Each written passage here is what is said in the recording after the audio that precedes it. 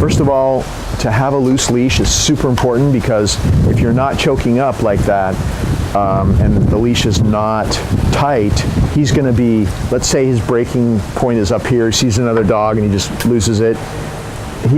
Because of the tight leash, he's going to be right there, he sees the other dog, he goes over the top, and he's uncontrollable. But if you learn to practice, and you're practicing walking him on a loose leash, and the loose leash is always there, then yeah, he maybe sees the other dog, but he stays around here, and you call him to come. As soon as you see that other dog, even from 20 feet away, and you do have long, straight streets, so unless you get surprised and they pop out right in front of you, most times you're going to see it coming from far away. The key is to get him to come back to you, to use the come command, especially at first, from a long distance, because the farther away you are from that distraction, the easier it's going to be to control him. And then as you practice that, you'll have the same result as you get closer and closer. But you never want to get too close at first, because it's all about establishing a pattern of behavior where all he can remember for weeks back is that he sees a dog, and it's usually from far away. You call him to come, he comes back, he gets rewarded.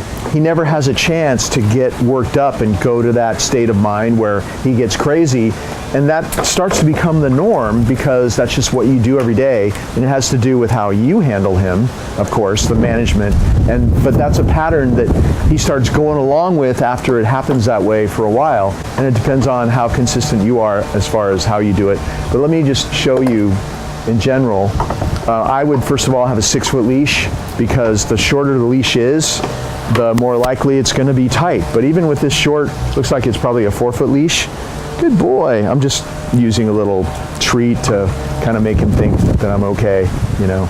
So much of it is about being relaxed, the dog being relaxed by the way you handle him, because if he's relaxed, just like us, if we're relaxed, we're way less likely to be triggered to do something inappropriate. If he does pull away from me, it's a little tap.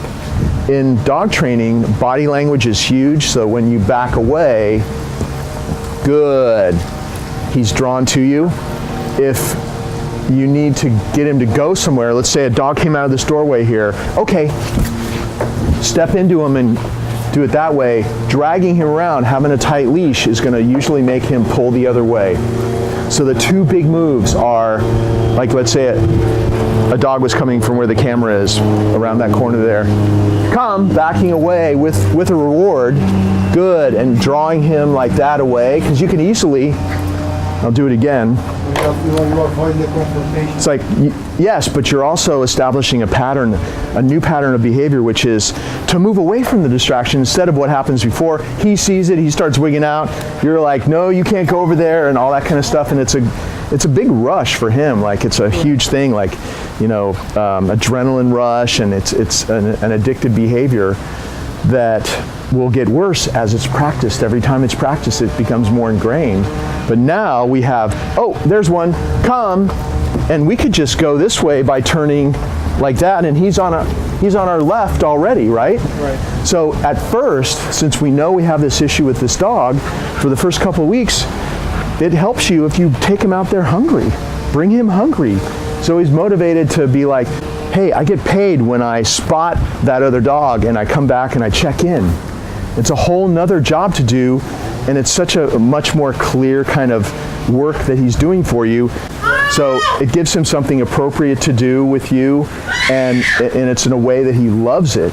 And actually, when you say come, he's very clearly doing something that you wanted him to do. And since he won't stop looking at me, I can tell he's kind of hungry. Let's create a distraction. Let's say that the dog's over there. Go. He's looking at that. Come. You just do that thing. Let's go, buddy. Good boy. As you move away, he's getting a reward. As he's moving away, the leash is loose as well. Or let's say that it's coming and you have a driveway to the side here. Come.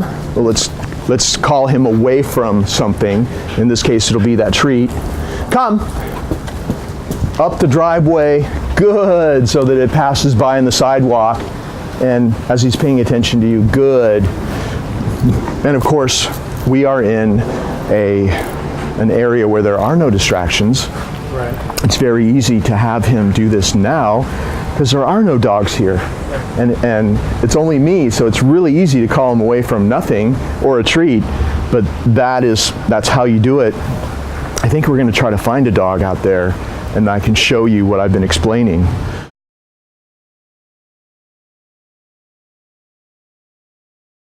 The owner is holding that new dog, and so I think it might actually make it more intense because that dog shouldn't be with him. He's protecting his owner from other dogs when they're out in public because he sees his owner as an object to guard. So this should be more intense. It's going to be easier to do from a distance, and so you see how Pandu is staring. Come. I'm going to start calling Pandu away as we move closer. Come. And we're just going to move closer. Good. And Pandu's very motivated because I think they skipped a meal today. Come. See how I'm keeping the leash loose? If I were to do this and let him drag me over there, I could cause aggression. But it's kind of just like leash handling etiquette 101. Come.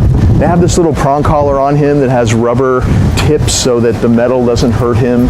And even if there's no rubber tips, come. There's a way to handle a prong collar if it's the appropriate sized link in a way that doesn't hurt the dog. And you see how I'm just tapping. And even, see, it's already starting. They have been practicing a little bit with him. So he kind of knows to turn away. Come. If he doesn't turn away, I'm going to call him back. But I just wanted to see if a tap would do it. But he's not quite there yet, so I'm going to come, tap, and use the command at the same time. But gradually, we're getting closer and closer. Come. Because I feel like in this situation, what it seems like to me is that, come. If we gradually get him closer and closer to this new dog who he's never met before and who, come, is really good with other dogs, so that at least this dog isn't barking and growling at him, which usually is not the case. Come. Usually Pandu has been aggressive on the street with just normal dogs like this that are actually cool with other dogs, but because the owner obviously doesn't want something inappropriate to happen, so he's choking up, it's causing a lot of stress that otherwise wouldn't be there. But come. Good. I think this is a good place. Like if you just did this, and let's say this is your alleyway, let's see how I can lure Pandu away from the other dog. And we're using a closed hand as a target, not an open hand. We're not going like this. It's a closed hand because we want to be able to do this in an emergency where there's no leash and no treat. So I'm just going to come a couple of times. Good, with an empty target hand. Come, to show you how quickly this can happen. Good. Notice when I was doing the treats, I was saying good. Come. Time after time now. Good. He's still coming, trying to get the reward. Come. So just think how imprinted he would be, good, in coming to this target hand if you practice this 500 times. In 3 weeks to a month, you can call him back to you 500 times easily with a treat, then start phasing the food out. And already, just because of the work they've done so far and the work I've done today with Pandu, he already doesn't even know why he wants to come to this. Come! It's just, good boy. It's just, he loves to come when called because of the way we're doing it. So it's already working. But it's too soon to phase out treats completely with him. I would do it a while longer, a few more weeks, a few more 100 repetitions with a treat, then start phasing the food out. Even when you phase the food out, every once in a while, have something in there if you can. Come, just to keep him primed up. Good boy. And here we are with this dog that he doesn't know. He's not pulling. He's right there. So if you're walking him through the alley, come.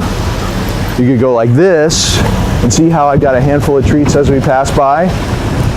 You could do that, and that would work well with Pandu. If you're on a narrow sidewalk, you'd want to call him when you start seeing the dog coming. Come! I'm not going to let him get that close because I think it's a little bit too much too soon.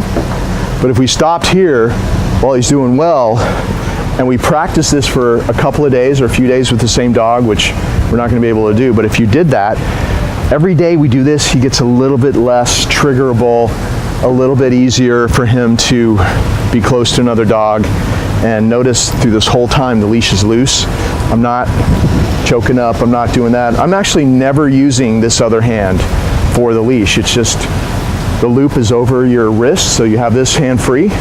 This hand is for your reward, come, or your target hand, you know, good. The other hand can grab that leash, you can step into Pandu, move him away. And that's another thing that's really important about this, using your body.